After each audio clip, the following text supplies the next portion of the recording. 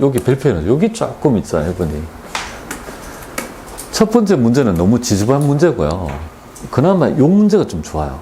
한번 87에 한번 볼게요. 요런 패턴이 반복이 되니까 볼게요. 귀속했다는 설명으로 틀린 거 찾아볼게요. 자, 첫 번째가 굉장히 눈이 즐거워야 될 지문이 됩니다. 눈이 즐거워야 되죠? 내국법인의 각 사업연도의 입금과 송금의 귀속은요, 그 입금과 송금이 확정되는 날이 속하는 사업연도로 한다. 예의 표현이 바로 권리 의무 확정주의를 의미하는 겁니다. 맞죠?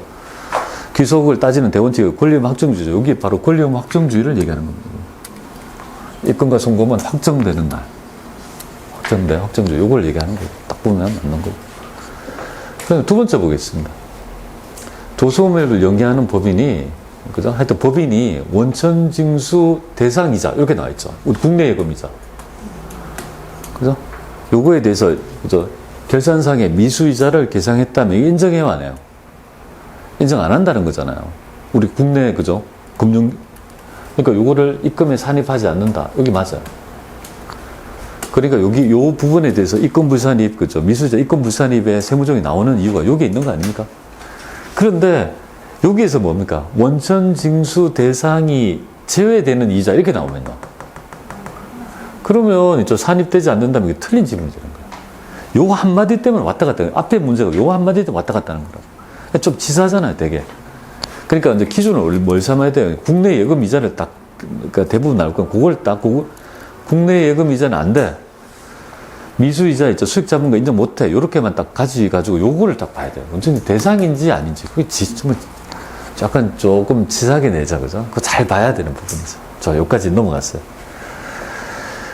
그 다음 볼게요. 금융보험업을 영위하는 법인 하면 순간 당황해요. 나는 영리내국법인만 하다가 금융보험 뭐 다른 게 있나? 이런 생각이 들잖아요. 그래서 법인세법은요, 원체 방대하니까 어떤 그런 모든 업종을 다 못해요. 법인이 이미 경과된 대형의 보험료 상당액을 해당 연도의 수익으로 계상했다라면 그 계상한 연도에 입금을 한다. 이게 맞는 말인데요. 얘가 잘 몰랐다 하면, 잘 모르겠다 하면 이걸 보고 판단해야 되는 거잖아요. 네 번째가 한번 볼게요. 네 번째를 잘 볼게요. 내국법인 잘 볼게요. 내국법인이 결산을 확정할 때, 계산할 때 이미 경과된 기간에 대응하는 미지급 이자가 뭐죠? 바로 이거는 이자 비용을 얘기하는, 이자 수익이 아니죠. 이자 비용을 얘기하는 거잖아요. 이자 비용, 미지급 비용은 뭐야? 요 이자 비용은 우리 회사가 지금 지급하는 거잖아요. 원천징수를 내가 하는 원천징수를 우리 법인이 하죠. 우리 법인이 금융기관입니까? 아니니까 괴리감이 없으니까 아무런 세무정이 없다고 했지 않습니까? 그죠? 이자 비용은 문제 안 되고 이자 수익 중에서 우리 국내 예금 이자가 문제가 되는 거라고. 요 미지급, 이자 비용, 미지급 비용을 해당 연도에 손비로 계상하여도 아무런 문제 없죠? 그 계상한 연도에 송금에 산입하지 않습니까? 아니죠. 송금에 산입해서 인정한다고 했죠. 여기 틀린 거예요.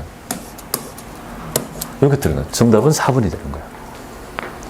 지금 법표현이 여러분이 처음 읽어내면 법표현이 되게 어려워요. 그죠? 예. 근데 좀 이런 법표현을 많이 읽어봐야 돼. 방법이 없어요. 근데 만약에 여러분들이 실제 시험장에 이런 문제가 맞닥뜨렸어요.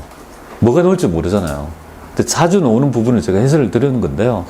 딱 보고 잘 모른다면 어떻게 해야 됩니까? 그 과감한 결정을 해야 돼요.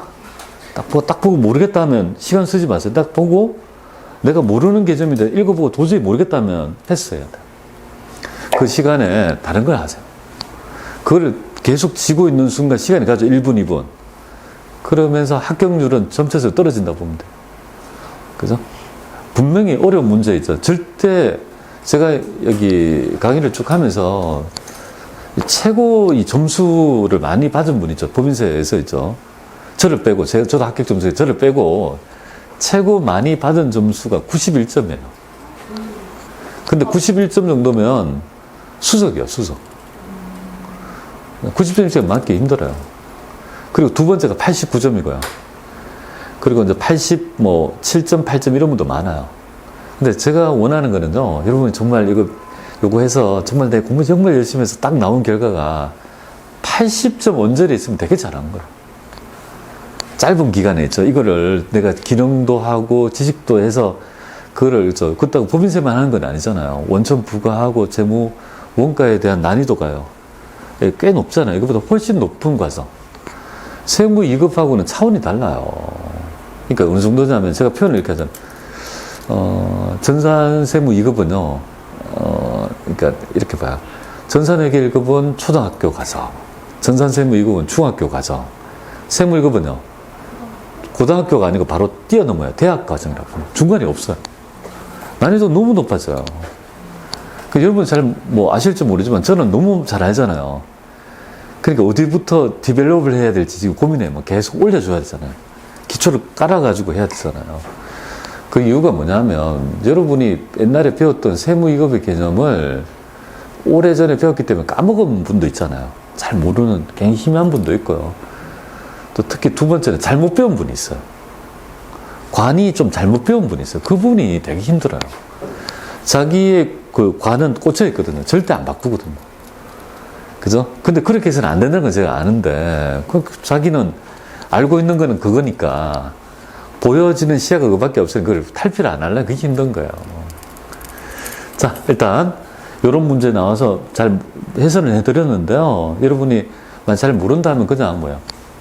그래서 잘 모르겠다면요. 일단 다른 거 풀고 나머지는 어떻게 합니까? 그럼 나머지 못 푼 문제는, 미제의 문제는 어떻게 해야 됩니까? 뭐 어떻게 한 줄 밀면 되지 뭐. 근데 가장, 그죠? 적게 나온 숫자 있죠? 그걸로 밀어보시면 좋겠습니다.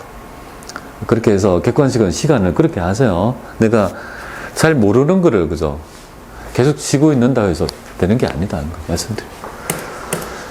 만약 여기서 나온다면요, 분명히 이 세 문제 안에서 뭔가의 논점을 가지고 내고 있습니다. 그래서 그렇게 좀 보시면 될 것 같아요. 그리고 다 했네요. 근데 취득가액은 제가 나름 열심히 준비했는데요. 출제가 안 돼요. 출제가 되지 않고 딱 하나만 알면 되겠습니다.